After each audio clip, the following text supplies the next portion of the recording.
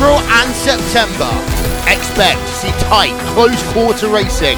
The Porsche Esports Supercup. Waiting for the green light, and away we go then. The start of the feature race in the Porsche Esports Supercup. Good start from Sanchez, actually. He's got the inside line on Phil Sell. Phil Sell is stuck in the middle of the track because Bootloop's looking to the outside. Oh, they've all missed the braking into turn one. Sanchez, an absolute nightmare. Is he going to hold on to it though? The answer is no, but Phil Sell's dropped down. Oh, there's contact. Bootloop is around. He's got contact here as well. We're sorting everything out here, and still chaos. And 2 wide, 3 wide through the arena complex, but amazingly everybody does look to be still going. Oh, massive accident there for Castrolado in the background. Another car off as well. There's a really bad rejoin as well from Castrolado. Jurgis is off as well. Massive incident further back. We'll get the replay up, or try to get the replay up on screen. Here we go. So you could see that Sanchez had missed his braking point. There was contact between 2 Coanda cars in the first part of the arena section, which sent Bootloop off, and then it all really kicks off around the second part of the complex here. You can see the 74 car on the inside. Castrolado, bang, there's first contact, around he goes into the barrier, and he's just rolling that car straight away in front of everybody. And well, yeah, that's the least said about that, the better. There was an incident actually to turn one as well that was further down your field, but really the big talking point is that big incident there. Castrolado, Piatella, Yao Vaz and Pedros Jurgis are all out of the race, but that missing your braking into turn one there for Sanchez, Connery, as we saw on the replay again, it's just heartbreaking. He was so determined and got a really good start. Yeah, I mean, he tried to capitalize on everything there. You know, he wanted that race lead of a main race in the Porsche Esports Supercup, which, you know, not all that many people have been able to get here. But unfortunately for the Spanish driver, completely messed up into turn one. Of course, well, indirectly was a participant in the carnage bind, I guess is the way I'll phrase that one. He actually still sits in around about P4 here, so he hasn't really lost much in terms of that one. He could have so easily been cycled all the way back to the mid-pack here, so he is kind of lucky that he's been able to maintain some form of position here on lap 2. We are on board with Martin Kroenke, though, who tries to give chase to Jared Phil Sell, and Phil Sell, well, unlike last race, he hasn't really been able to extend the gap here on the first 1 or 2 laps, thanks to a bit of battling behind. It's Kroenke that's fallen in line pretty easily, and Sebastian Job does the same as well. And a little bit further back, you have the Coanda Armada once again. That's Theo Williams and Mitchell de Jong as well. De Jong trying to work his way through, but as it stands, he is a couple positions behind Josh Rodgers. Will be losing points to him in the championship, and well, can't really afford to do so in this situation. And David Williams, he's giving everyone points away for free at this point, it seems. It's like Oprah Winfrey. You get a position and you get a position as they go through, and only for team compatriots in his team, so that's he's not that generous. But Sebastian Job has been the pressure on. Here's Gregor Hutu in 10th place.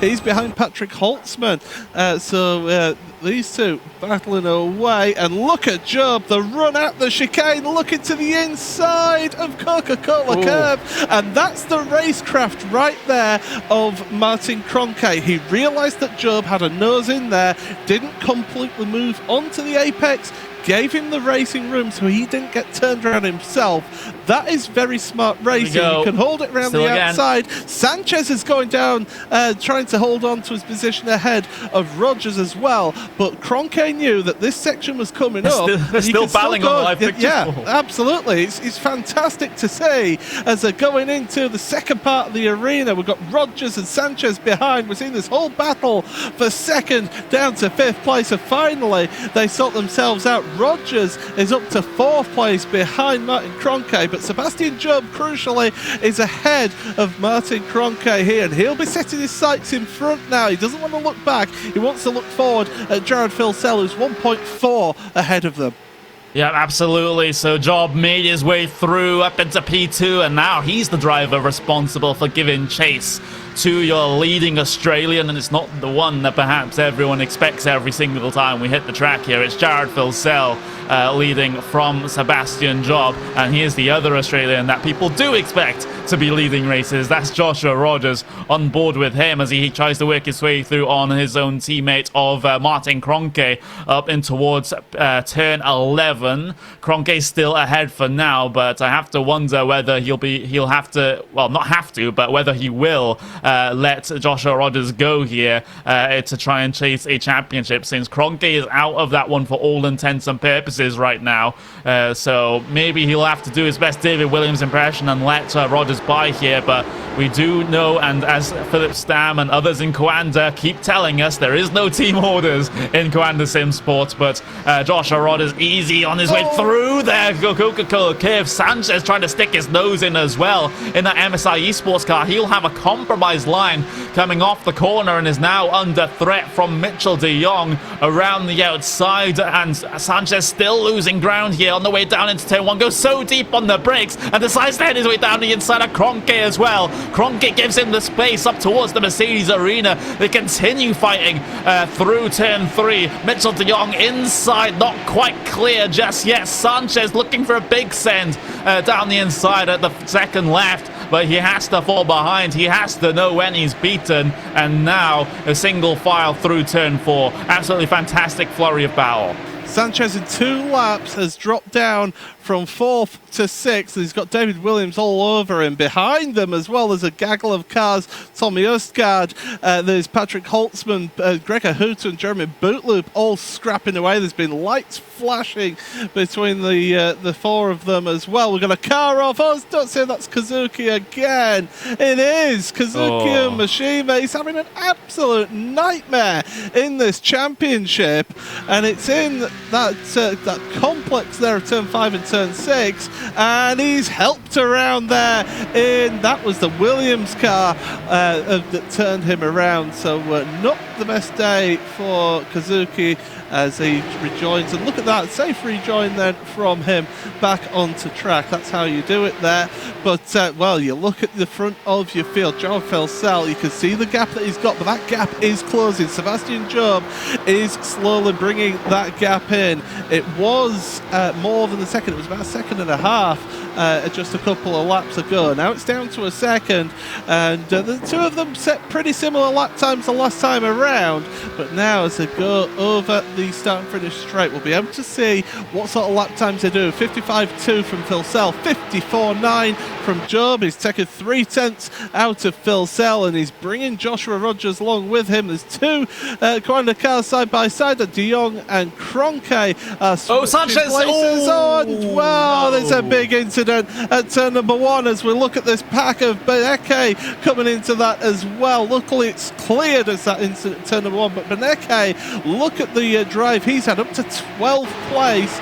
As we mentioned earlier, it is more difficult to gain positions the further up the field you go, but that's Sanchez just missing his braking and turning. I believe that was Jeremy Bootloop that he turned, was it? Or was it Tommy Østgaard? It was one of the 2. Yeah, it was Kroenke. Sorry, Martin Kroenke. I do apologise, getting my numbers mixed up there. But yeah, just missed his braking into the rear quarter panel of him there, and away goes Sanchez once again. But Beneke, he's working his way up through the field here, up to 12th at the moment, but crucially for him, he's got a Coanda car, Jeremy Bootloop, right ahead, who wasn't the slowest of cars either, Conor.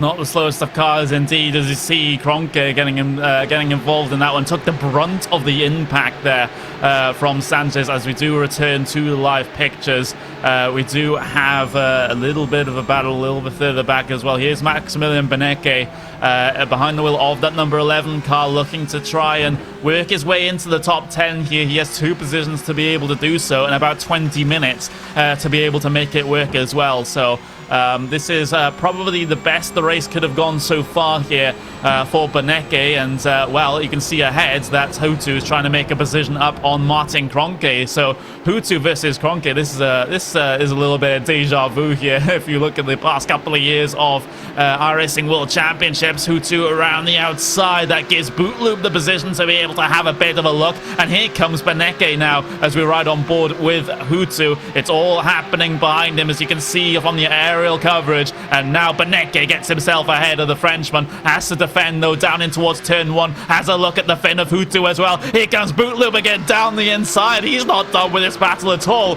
Side by side between Kroenke and Hutu through the Mercedes arena, and now Beneke looks to capitalize on that fact as well. Get all of these positions done. Here comes Hutu down the inside of Kroenke. Oh, that's such a dominant move there. A bit of contact off the corner through turn 3. Maximum Beneke's been able to make a position, and he may be able to make up more as well. Yeah, so as you can see what the arena section does, it gives you so many options as they go through into the left-hander, and Kroenke must have damage on that car from that incident with Sanchez, because he's dropping down the order. He's side by side with Graham Carroll. We'll have a look at the replay then of everything that happened in the Mercedes arena section, and it was side by side with Kroenke and Hutu. That allowed Beneke to have a look as well, but he wasn't alongside. And Hutu down the inside, aggressive move, locked his brakes a little bit, just the tiniest of touches, and that allowed Beneke to just pop down the inside and gain another position. So up to 10th place now for Max Beneke. He's on a charge at the moment. As we go back to live pictures, then you can see Beneke set on the car in front of that's Gregor Hutu, but look ahead, because your leader has been wound in. He's now only half a second ahead of the battle for second place, and that's between Job and Joshua Rogers. So your championship leader Rogers looking really good for some solid points here to try and pull out his championship lead. Again, at this point, he really doesn't need to make a move, because he's not losing that many points to Sebastian Job, who feels the need to go defensive into turn number 1, and that's going to compromise him slightly. Phil Sell is going to just be happy with these two battling it out here between the two of them as they go into 2 and then 3. Around the left-hander they go. We'll look back as well, because Hutu and Bootloop side by side now between the two of them. Nose in there for Gregor. We saw how he made the move. There was lock brakes from Beneke in front of them. That almost caused the concertina effect there, but Bootloop has managed to stay ahead. And here comes Graham Carroll now, the Scotsman, having to get off the power, maybe even touch the brakes, because Hutu wasn't giving him the space, wasn't going to allow him the room. So 10th, 11th and 12th, which means that Beneke now incredibly is up to 9th place in this race. And here comes Carroll now. He's on the defensive, because alongside him here is Jamie Fluke, the Apex Racing Team driver, the Northern Irishman.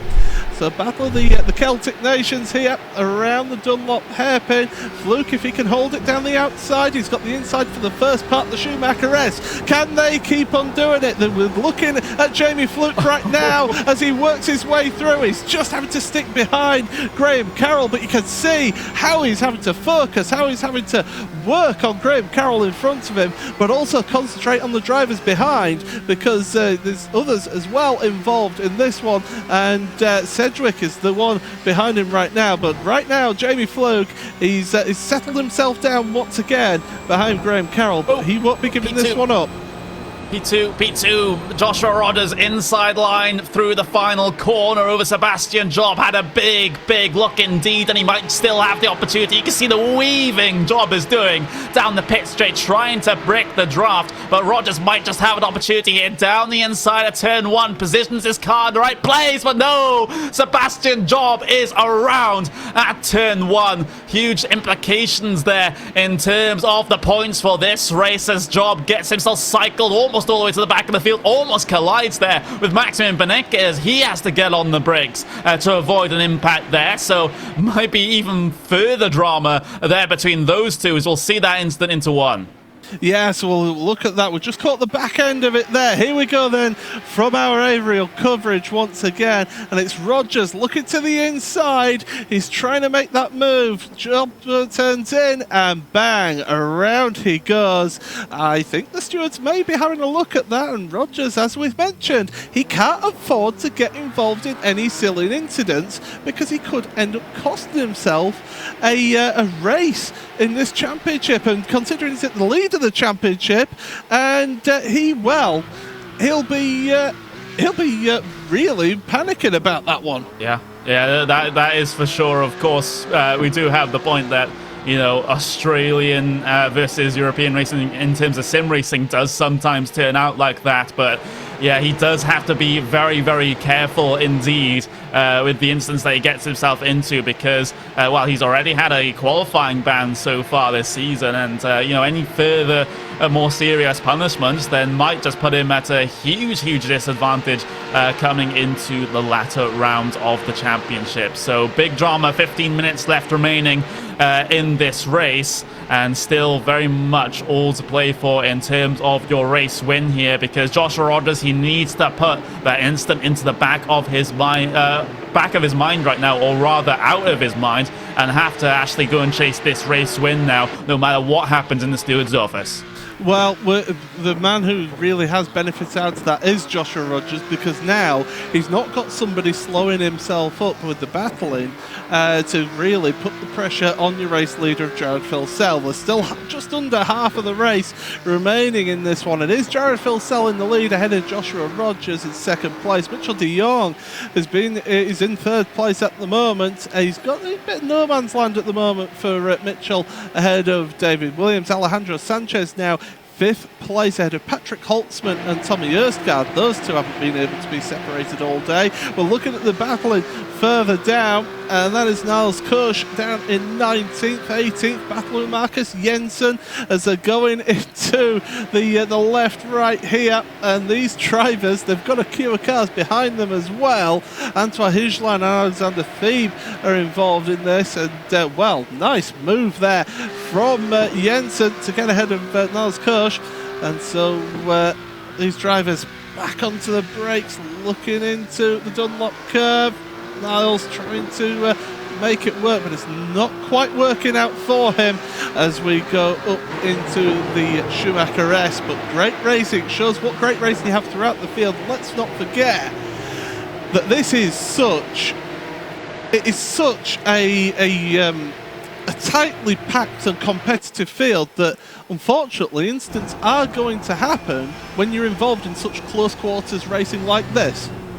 Yeah, you have to be very, very careful, and now Filsell will probably be very aware of what has happened to Joshua Rogers. He probably got a good view of it in his wing mirrors and his rear view mirrors as well, but it is an all-Australian affair here for the battle for P1 in your main race of this round of the Porsche Esports Supercup. Rogers looking for a line through turn one, looking to get the traction off the corner to be able to bring himself close up to the rear bumper coming through the Mercedes arena. And now Joshua Rogers 2.5 seconds is the gap over Mitchell de Jong in P3, so they have a huge amount of space to be able to try and make this battle work over the next good couple of minutes here between these two. I feel like Joshua Rogers has the ultimate pace advantage here over Filsell. He was actually 0.4 of a second faster than his compatriot on that last lap. So Rogers has all the cards, but can he actually make them work in this situation? But we have seen already in this season how quick Filsell can be in this car. We saw it at Watkins Glen, didn't we? The win that he got in the feature race there, along with the second place, it was Apex Racing Team's debut World Championship win for them.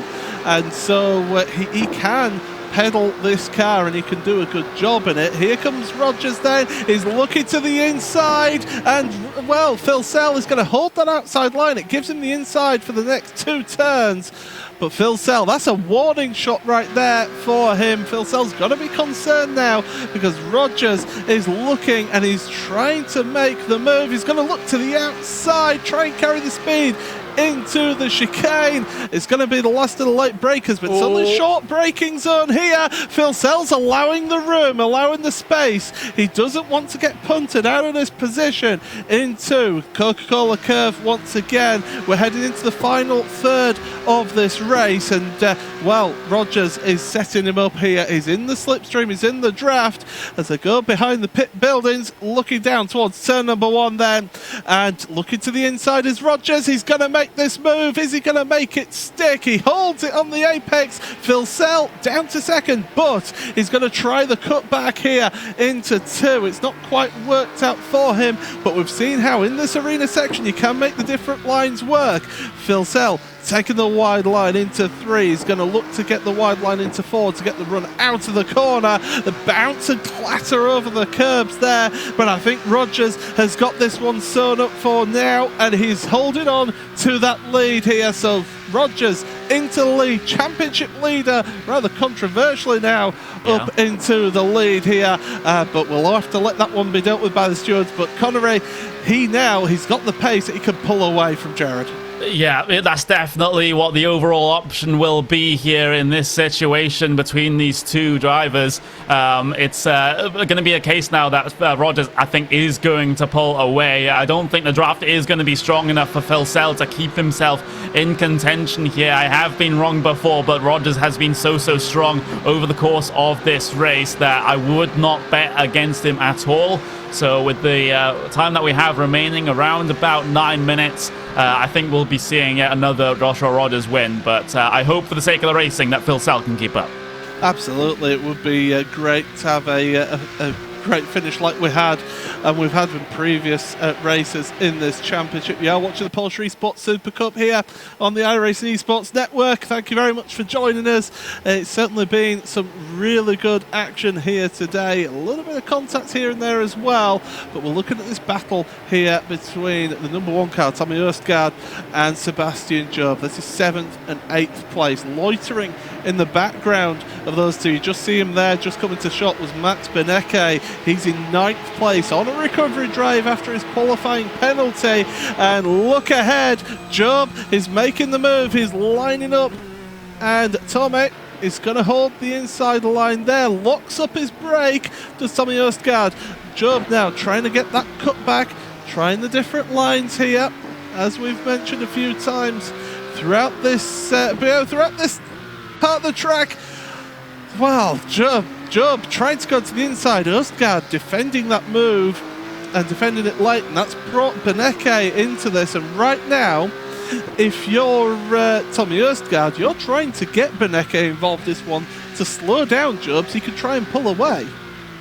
Yeah, that could be the overall objective here. It's the advantage, unfortunately, when we have a sort of series where, yes, it is solo drivers in terms of the points, but there are team allegiances going on. So, stuff like this can and does happen, and you can just see how Østgaard's making life difficult. But there we go. Actually, further back, Graham Carroll having a little bit of a battle with, I believe this is Jack Cedric, on the way up to the Michael Schumacher S's. Then side by side through here. We've seen it once before. We'll see it again, and they're able to keep it clean all the way through. Here comes Jamie Fluke then on the outside as he heads his way up to turn 11, door to door between the two of them through there, and Jack Cedric still able to hold position here. There's Moritz Lohner that's trying to tag onto the back of this battle, same with Kevin Ellis Jr. as well.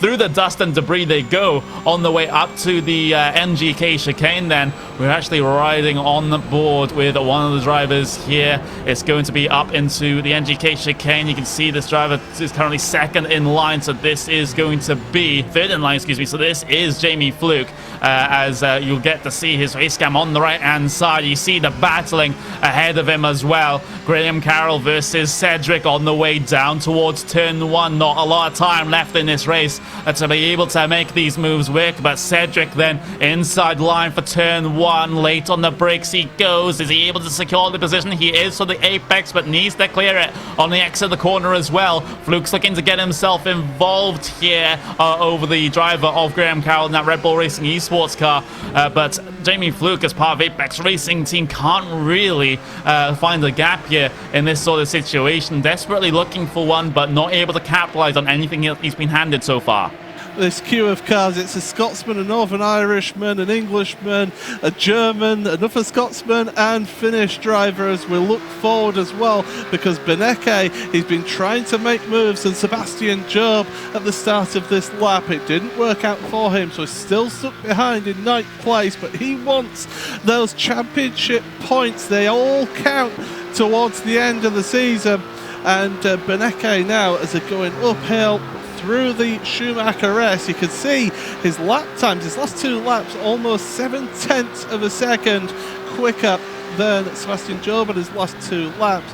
So these two, they're in a queue, stuck behind Tommy Østgaard, who's doing a really sterling job there to keep in 7th place for the time being, but this gap has broken out behind Patrick Holtzman, between him and Østgaard, because Østgaard is having to defend so much, it's slowing himself down. Into the chicane they go once again, then late braking, sling it into the left and then the right, up over the curb for the primary line into the final right-hander. We're just under 5 minutes remaining in this feature race here, and well, these drivers going across the line. You can see the top 8 at the bottom of the screen. Rogers, Phil De Jong, that's your podium.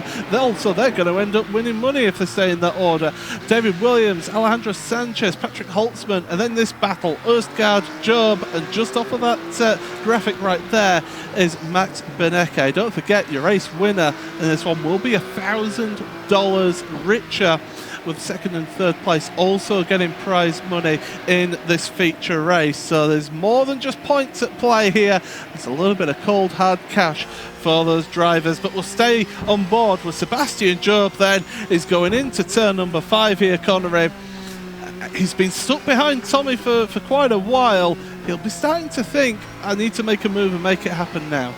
Yeah, that is going to be the aim for Sebastian Job right now. Of course, he has been has been on the unfortunate side of an incident already, and looks to try and get involved here with Tommy Østgaard, the Norwegian, coming through the Dunlop curve. You just see the twitch on the exit of the corner that Sebastian Job had to manage, and now up through the Schumacher S. Can't really do much coming through here, just look to get the best run possible and then have a look maybe into turn 11. You can see the body language of Job's car means that he is definitely looking for every single opportunity to try and slot himself through, but Østgaard's putting his car in all of the right positions for now. A little bit further back, you do have a bit of a train as well, involving a good couple of cars here. If I have to cycle myself all the way back to this one, we're on board with Jamie Fluke right now as he tries to tag onto the back of the train ahead of him, involving Sedgwick, Carroll, etc.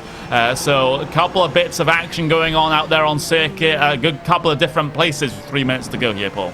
Yeah, absolutely. These drivers still battling out. They still want to get the points here in this championship, because points mean positions in a future series as well. Sedgwick is trying to make moves on Graham Carroll, and ahead of them you saw tyre smoke, and that's from the battle ahead of them, because we've got side-by-side action just in front, and that's Sebastian Job, Beneke and Østgaard as well ahead of them. We could keep on seeing the tyre smoke, and that's why Sebastian Job has made it through finally in the arena section. And here comes Beneke. He doesn't want to hang around. He wants to tag onto the back of Job here, try and make another position. Contact between the two of them. Off the track goes Beneke. How does it keep it in a straight line? But here comes Jeremy Bootloop now. Another man trying to make moves, and that's going to drop Beneke down a position here as they go into the Dunlop hairpin.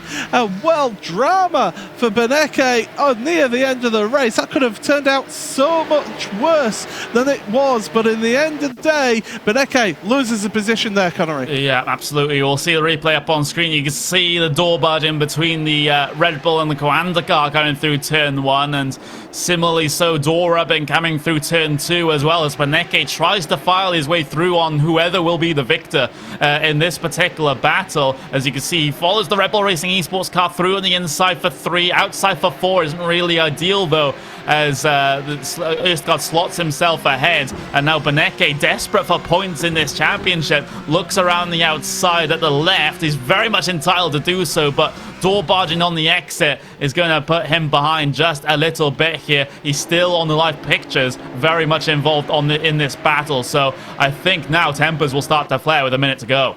It's to start the final lap then. It's Joshua Rogers in the lead by 1.1 seconds ahead of Jared Filsell. Filsell's coming under pressure from Mitchell de Jong, who's in second and third place. We see the battle with Beneke still going on here into turn number 1.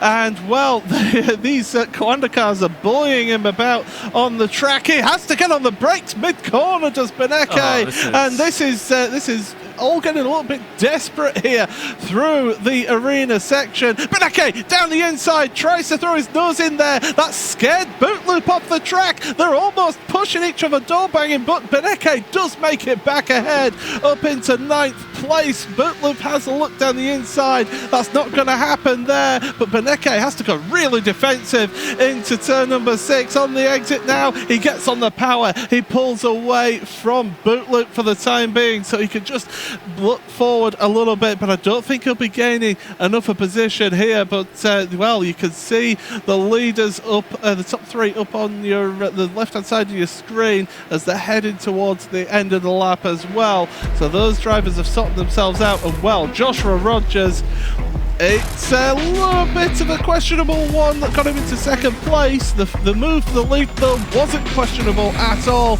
as he's coming through the kink in towards the chicane for the final time. You've got Filsell and de Jong behind, battling it out, but it's going to be Josh Rogers, the Australian, coming into the final corner once again.